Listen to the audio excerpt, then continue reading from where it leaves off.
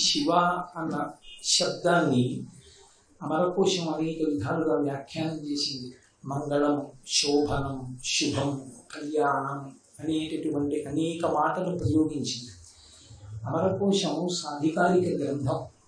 అమరకోశము అంటే చాలామంది సంస్కృత భాష నిఘంటు అనుకుంటారు, కానీ అమరకోశం అలా కాదు. అమరసింహుడు అనబడేటటువంటి ఒక జైనుడు రచించాడు.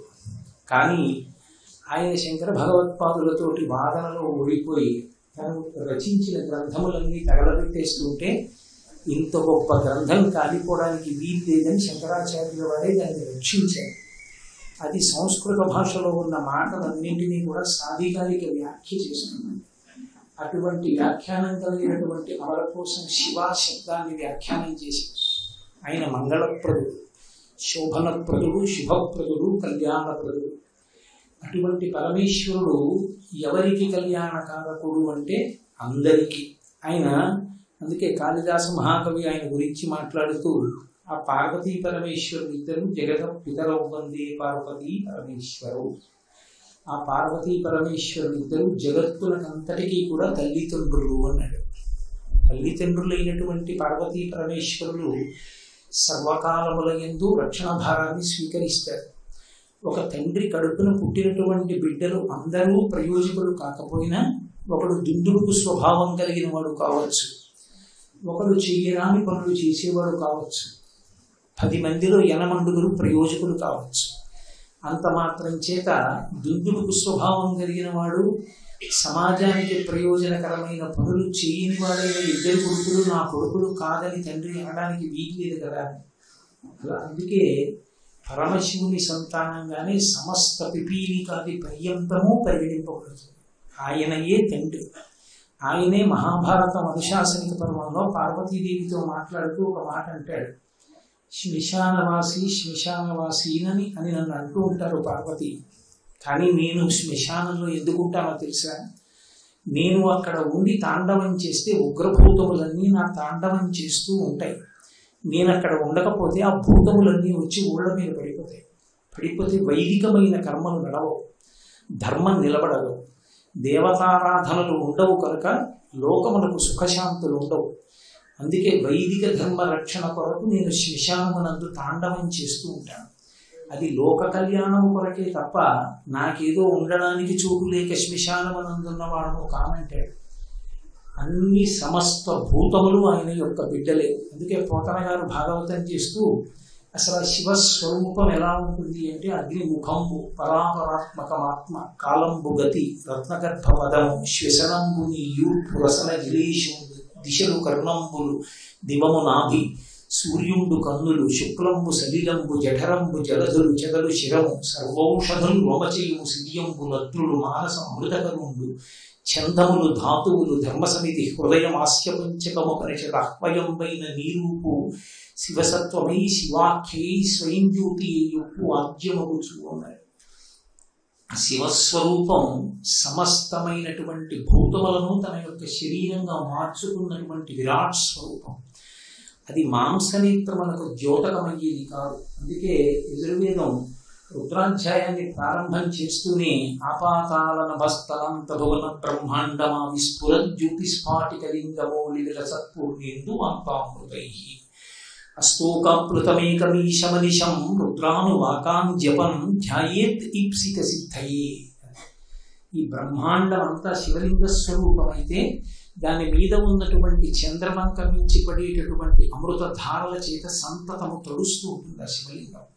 దాన్ని దృష్టిలో పెట్టుకుని దూర్చెటి కాళహస్తీశ్వర మహాత్యం చేస్తూ ఉదయగ్రావము పానవట్టము అభిషేకము తత్ప్రవాహంబు వార్ధి ధరిధ్వాంకము ధూపధూపము జలద్వీప ప్రభారాశి కౌముది తారానివహంబులద్భుత సుమంబులుగా సమోదూత సఖ్యదమై సీత గభస్తిబింబ శివలింగం బొప్పే ప్రాచీ దిశ అన్నాడు.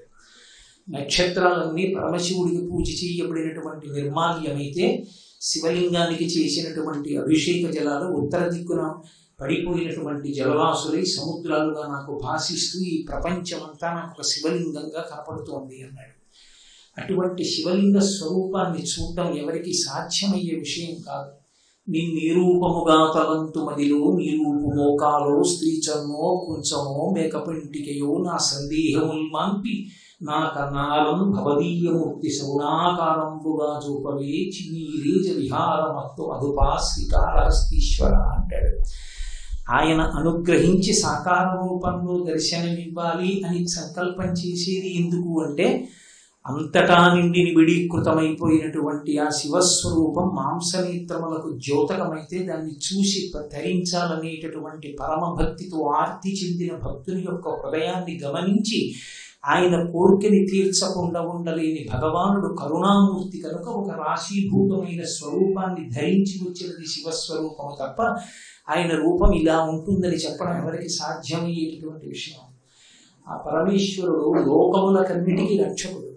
వ్యక్తిగతంగా ఎవడు భక్తితో ఉపాసన చేస్తాడో వాళ్ళందరికీ పరమరక్షకుడు. లోకానికి స్వయంగా తనకి తానుగా రక్షకత్వం వహించి రక్షణ చేసేటటువంటి లక్షణం ఉన్నవాడు. అందుకే మీరు చూడండి, లయకారుడు అని శివుడి దగ్గరికి వచ్చేటప్పటికి ఒక అపప్రధ, ఆయన ఏదో చంపేస్తాడు చంపేసేవాడు కాడు. లయకారుడు అన్న శబ్దాన్ని శాస్త్రాలు 3 రకాలుగా చెప్పాయి. ఆ లయం 3 రకాలుగా ఉంటుంది. స్వల్పకాలిక లయము, ఆత్యంతిక ప్రళయము, మహాప్రళయము అని 3 చేస్తాడు శివుడు. ఆయనే స్వల్పకాలిక లయం చేయకపోతే అసలు ఈ ప్రపంచంలో జీవరాశి నిలబడదు. అన్ని భూతములకు నిద్ర అవసరం. నిద్రాకాలం సుఖంగా శాస్త్రం నిర్వచించింది.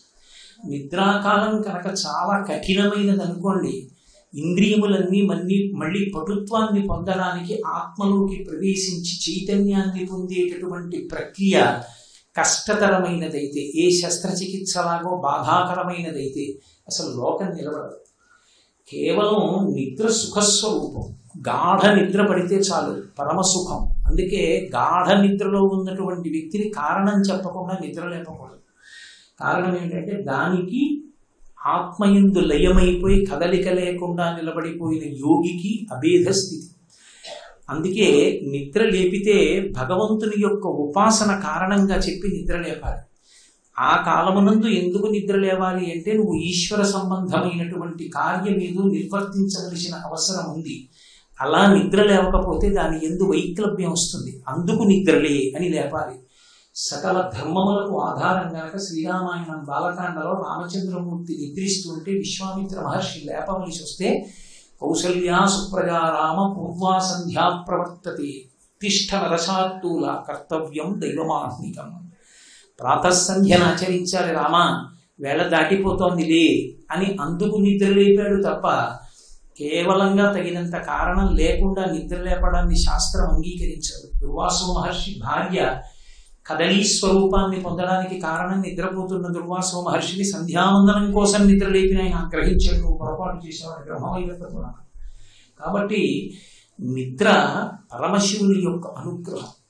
ఆ చీకటి పడేటప్పటికీ సమస్త భూతములు నిద్రలోకి జారిపోతాయి. ఆ నిద్ర పొందడానికి మనం ఏం చెయ్యాలి అంటే, చెయ్యవలసింది ఏమీ ఉండదు. ఆకలేస్తే అన్నం తినడానికి కొంత సాధన ఉంటుంది. ఏదో పదార్థాన్ని కంచంలో పెట్టుకోవాలి, కలుపుకోవాలి, చేతితో పట్టుకోవాలి, నోట్లో పెట్టుకోవాలి, నవలాలి, మింగాలి, ఏదో అలా ఉంటుంది. నిద్రకి ఏమీ లేదు. బడలిపోయిన శరీరం కూర్చున్నా నించున్నా జారిపోయి నేల మీద పడిపోయినా నిద్రపోతాయి. ఆ నిద్రాకాలం సుఖస్వరూపం. నిద్ర అనేటటువంటి సుఖాన్ని ఇచ్చి సమస్త ఇంద్రియములు మళ్ళీ చైతన్యం పొందేటట్టుగా చేసేటటువంటి వాడు శంకరుడు. అందుకే ఆయన చేసేది స్వల్పకాలిక లయం. స్వల్పకాలిక లయం అంటే కొంతసేపు మనని మనం మరిచిపోయి పట్టేటటువంటి నిద్ర. ఆత్యంతిక ప్రళయము అని ఒక ప్రళయం. ఆయన జ్ఞానదాత మహేశ్వర. అందుకే శంభో అన్న శబ్దాన్ని అంత వ్యాఖ్యానం చేశారు. శం అంటే సుఖం, భావయతి ఇది శంభు. ఆ సుఖమన్న భావనను ఇచ్చేవాడు ఆయనే. అందుకే తండ్రి రూపంలో ఉండేవాడు కూడా శంకరుడే. మయస్కరాయచ అంటూ అష్టమానువాకం ఆ పరమశివుడిని స్తోత్రం చేస్తుంది. సమస్త సుఖములను ఇచ్చేటటువంటి పరమశివుడు ఎవరున్నాడో ఆయన జ్ఞానమునిస్తాడు.